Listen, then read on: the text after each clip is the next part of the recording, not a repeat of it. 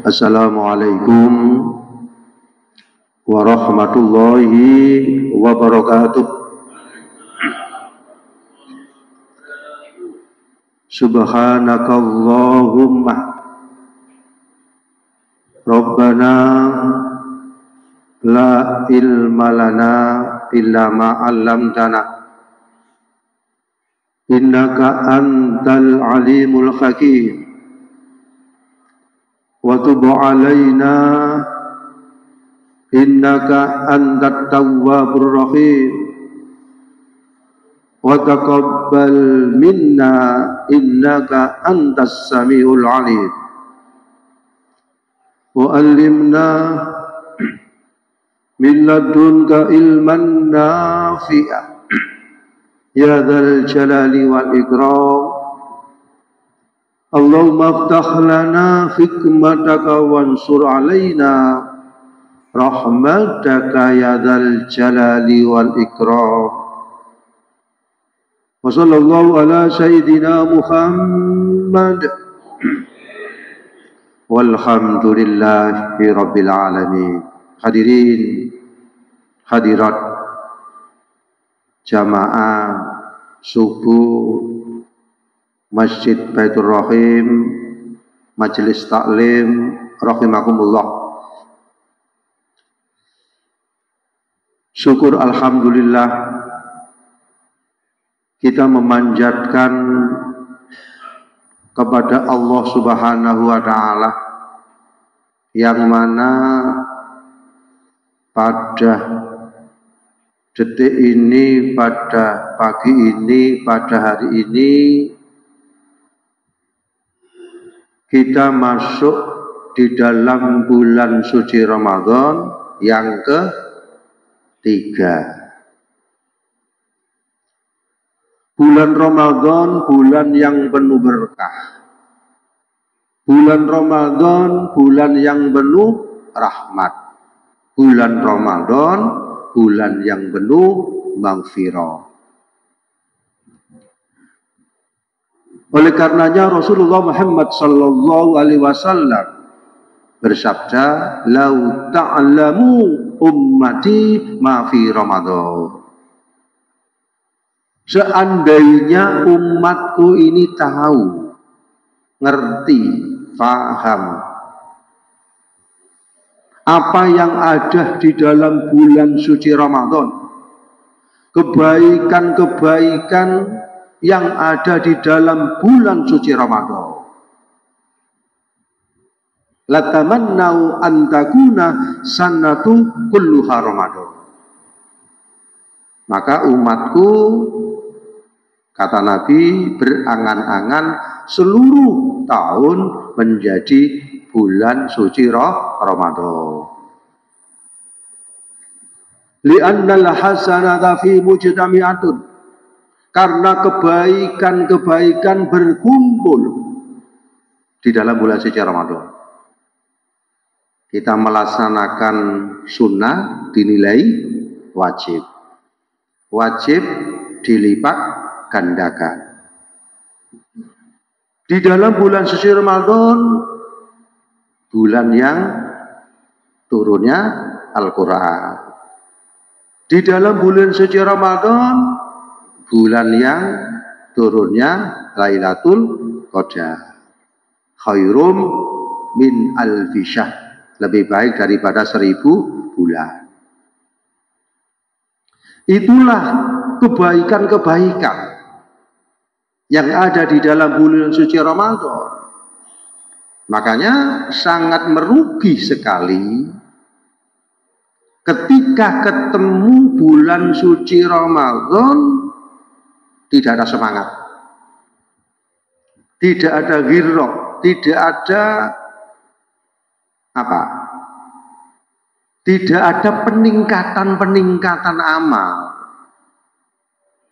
Kenapa? Karena belum tentu Ramadan yang akan datang ini, ya, kita ketemu. Teman-teman kita, saudara-saudara kita yang bulan suci Ramadan dulu ada. Berkumpul sama kita, jamaah, pengajian, kajian dan sebagainya. Tapi sekarang kemana? Sudah kembali inna lillahi wa inna ilaihi raji'un. Maka dari itu kita optimalkan, kita planning, kita rencanakan. Karena begitu hebatnya bulan suci Ramadan, apa rencana kita? Apa tujuan kita di dalam bulan suci Ramadan itu supaya bisa mencapai perubahan, supaya bisa mencapai manusia paripurna, supaya bisa mencapai manusia yang dekat di sisi Allah. Tentunya kalau kita tidak punya rencana, kalau tidak punya planning, tidak bisa. Karena begitu cepat 1 bulan, ya kan? Di dalam bulan suci Ramadan cepat ya. Sekarang kan hari ketiga, ketika sudah 15 hari, cepat dan akan meninggalkan kita. Maka dari itu motivasi dari Rasulullah Muhammad SAW, motivasi ini kita optimalkan, kita fungsikan, kita manfaatkan, mumpung kita masih ada kesempatan bertemu di dalam bulan suci Ramadan. Apa yang harus kita tingkatkan? Apa yang harus kita optimalkan? Ya kan? Yang harus kita tingkatkan, yang harus kita optimalkan, peningkatan ibadah sholat wajib dan sholat sunnah. Kita introspeksi, kita evaluasi kepada diri kita masing-masing. Di tahun Ramadan dulu bagaimana? Kalau di tahun Ramadan dulu katakanlah di presentasi nilainya 7. Masih lumayan nilainya 7. Kalau di tahun yang lalu, Ramadan yang lalu nilainya 5. Wah ini. Nah, ketika sudah kita mengevaluasi di tahun Ramadan yang dulu ada kebaikan, ada peningkatkan, sekarang kita lebih tingkatkan lagi. Kalau di tahun yang lalu kita ada kemunduran, kurang meningkat, maka ini ada kesempatan kita bertemu Ramadan ini, kita lebih tingkatkan lagi. Sebagai satu contoh, sudahkah kita melakukan sholat wajib sebaik mungkin? Maksudnya sebaik mungkin gimana? Sebaik mungkin itu waktu kita melaksanakan sholat wajib itu waktu yang afdol. Waktu yang afdol gimana Pak Mirip? Waktu yang tepat waktu. Tepat waktu. Karena di situ dipanggil oleh Allah, hayya 'alas shalah, hayya 'alal falah. Siapa yang dipanggil oleh Allah, Allah yang mencukupi kebutuhan kita, Allah yang memberi kesempatan hidup di dunia ini, Allah yang memberi segala-galanya kepada diri kita, ya, memberi segala-galanya, nikmat jasmani dan nikmat rohani. Kita diberi Allah sehat jasmani, alhamdulillah. Kita diberi Allah sehat rohani, alhamdulillah. Ada orang yang diuji sekarang di rumah sakit, duduk saja tidak bisa, makan saja tidak bisa. Itulah yang harus kita evaluasi, yang harus kita lihat diri kita sendiri. Ya. Kalau dulu, kalau jamaahnya kita masih belum tepat waktu, sekarang kita upayakan tepat waktu, lebih-lebih sebelum azan kita di sini. Kenapa kok sebelum azan kita di sini? Masuk masjid, kita berangkat dari rumah, kita jalan itu nilai pahala. Kita sudah wudhu di rumah, nilai pahala. Kita masuk masjid berdoa, nilai pahala. Apa doanya Pak Amirin masuk masjid itu? Allahumma ftahli abwaaba rahmati. Kita berdoa. Kemudian kita i'tikaf, kemudian kita sholat. Sholat apa? Sholat tahiyatul masjid. Setelah sholat tahiyatul masjid, ya, kemudian kita sholat rawatib sesuai dengan waktu-waktunya. Kalau zuhur, ada sholat sunat rawatib qabla zuhri. Kemudian ada sunat rawatib ba'da zuhri dan lain sebagainya dan lain sebagainya. Itu baru kita evaluasi. Zuhur, waktunya kita ambil yang afdol, tempatnya kita ambil yang afdol. Tempatnya di mana? Di masjid. Waktunya afdol, tempatnya yang afdol. Kemudian duhur, asar, maghrib, isya, subuh. Sekarang di waktu subuh. Bagaimana hebatnya orang yang datang berjamaah sholat subuh, sholat fajar, sholat qoblat zuhri, nilai pahalanya gimana Pak Amirin? Nilai pahalanya lebih baik, ya, 2 rakaat sholat qoblat subuhi dinilai dengan dunia seisinya. Itu ketika nanti di akhirat.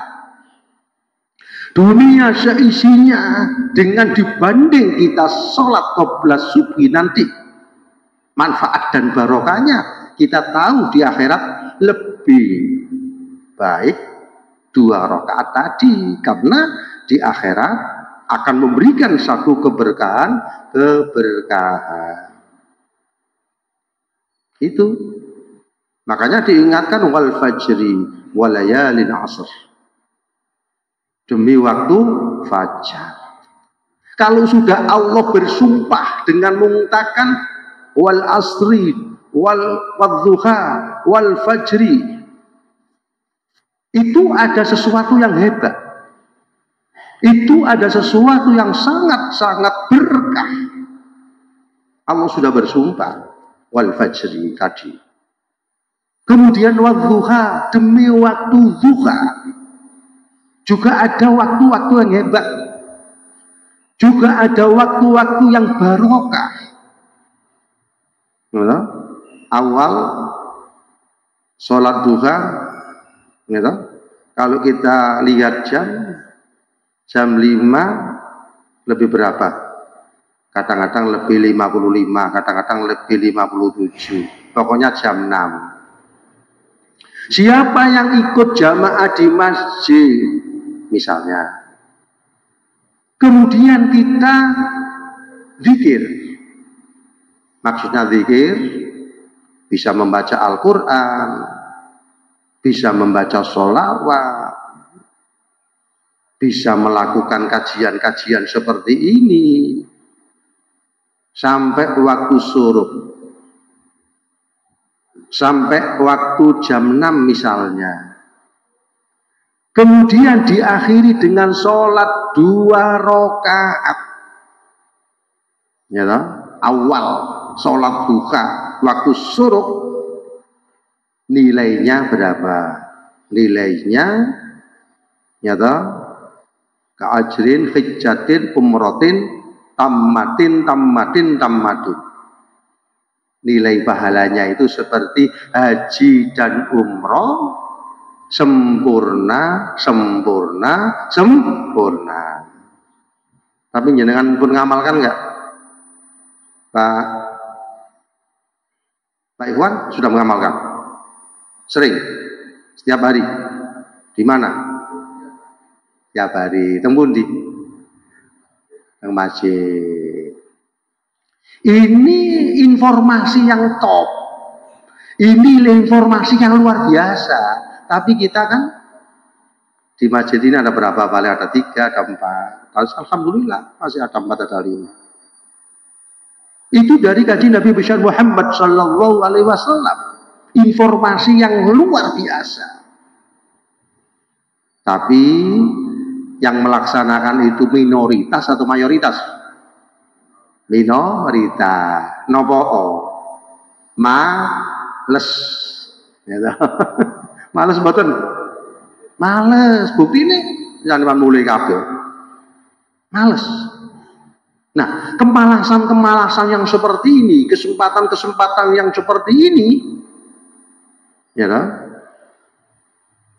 Itu Nabi yang mengatakan, ya kan? Itu adalah orang yang sangat dicintai Allah, memberi informasi seperti itu, tapi kita tidak connect. Apa connect itu? Tidak respon. Mau respon itu kapan? Ketika sudah meninggal, menyesal. Ya Allah, saya beri kesempatan lagi ya Allah, hidup 1 jam, 2 jam, nggak bisa, sudah tidak ada kesempatan ya. Nah, maka dari itu kita evaluasi diri kita sendiri, jangan melihat orang lain. Kenapa saya kok tidak bisa merespon? Padahal itu luar biasa nilai pahalanya. Kalau umroh saat ini pinten Pak Jaripur, umroh saat ini biaya pinten 40, ada yang 50, mahal. Tapi ini diberikan satu solusi, nilai pahalanya kanat ka'ajrin hijjatin wa umrati. Seperti nilai pahalanya orang yang melaksanakan ibadah haji dan umroh. Itu harus kita renungkan, itu harus kita evaluasi. Apa evaluasi ini? Koreksi diri. Makanya kanjeng Nabi besar Muhammad Sallallahu Alaihi Wasallam bersabda, Al-Qais man dana nafsahu wa alima lima ba'dal maut. Orang yang cerdas, orang yang pinter. Al-Qais man dana nafsahu, orang yang mampu melakukan evaluasi diri. Oh, saya ini sudah usia 30, sudah usia 60, sudah usia 70, 65, 67, teman-temannya sudah meninggal semua. Alhamdulillah, masih diberi Allah kesempatan hidup. Hidup adalah modal. Hidup adalah satu modal untuk meningkatkan amal. Tetapi ketika diberi hidup tidak dimanfaatkan, yang merugi siapa? Diri kita sendiri. Maka dari itu melalui Ramadan, melalui kajian, ya toh, melalui kajian subuh ini, kita harus renungkan, kita harus berpikir, kita harus menggunakan berpikir dan berzikir. Kalau kita tidak berpikir dan berzikir, tidak ada perubahan. Apa jenenge berpikir dan berzikir tadi? Oh iya ya, saya sudah usia 65, temannya sudah meninggal. Apa yang bekal kita ini apa ketika menghadap kepada Allah? Sangu kita ini apa ketika kita menghadap Allah kalau tidak ibadah?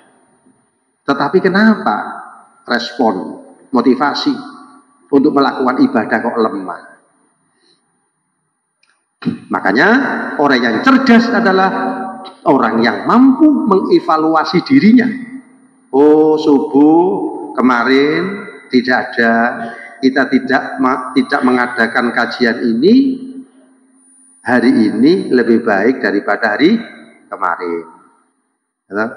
Mangkana yaumu khairon min amsi wa huwa rabihun. Siapa yang hari ini lebih baik daripada subuh kemarin, termasuk orang yang beruntung. Wa man kana yaumuhu misla amsi. Barang siapa yang hari ini sama dengan hari kemarin, maghbunun, tidak ada peningkatan. Ya toh? Misalnya jenengan setelah ngaji pulang, hari ini pulang, terus besoknya pulang, tidak ada peningkatan. Tapi kalau besoknya tidak pulang, kita tunggu sampai waktu isyraq, kemudian sholat 2 rakaat tadi, sholat duha, waktu yang pertama itu adalah lebih baik. Wa man kana yaumu syarrun min amsi. Sekarang siapa yang hari ini lebih jelek daripada hari, lebih buruk daripada hari kemarin, bahwa mal'unun, maka dia termasuk orang yang terlaknat. Itulah motivasi-motivasi, semangat-semangat yang diberikan oleh Kanjeng Nabi besar Muhammad sallallahu alaihi wasallam. Mudah-mudahan kita menjadi hambanya, kita menjadi umatnya, mampu menteladani, sehingga kita menjadi hamba Allah yang mendapatkan keselamatan di dunia wal akhirah. Rabbi fangfa'na bi barakati wadinal husna bi hurmati wa abidna fi tariqati wa mu'afatil lidal bidani Rabbi fangfa'na Gandim wadinal husna bi hurmati wa abidna fi tariqati wa mu'affati lidal fitani Rabbi fangfa Gandim wadinal husna bi hurmati wa abidna fi tariqati wa mu'afatin minal fitani. Allahumma salli wa barik ala sayyidina Muhammad walhamdulillahi bil alamin. Allahumma arzuqna ilman nafi'a, Allahumma arzuqna ilman nafi'a, Allahumma arzuqna ilman nafi'a, rahmatan lil alamin, rahmatan lil alamin. Allahumma nawwir qulubana ya Allah fi nuridal qamarika abadan abadan rahmatika ya arhamar rahimin. Rabbi firli wa ibadiyya arhamuma kama rabbayani shaghira. Rabbi fir lana wa lidina kama rabbayana shighara. Rabbana atina fid dunya hasanah wa fil akhirati hasanah. Alhamdulillahi rabbil alamin. Allahumma waffiq ila aqwamit thariq. Assalamualaikum warahmatullahi wabarakatuh.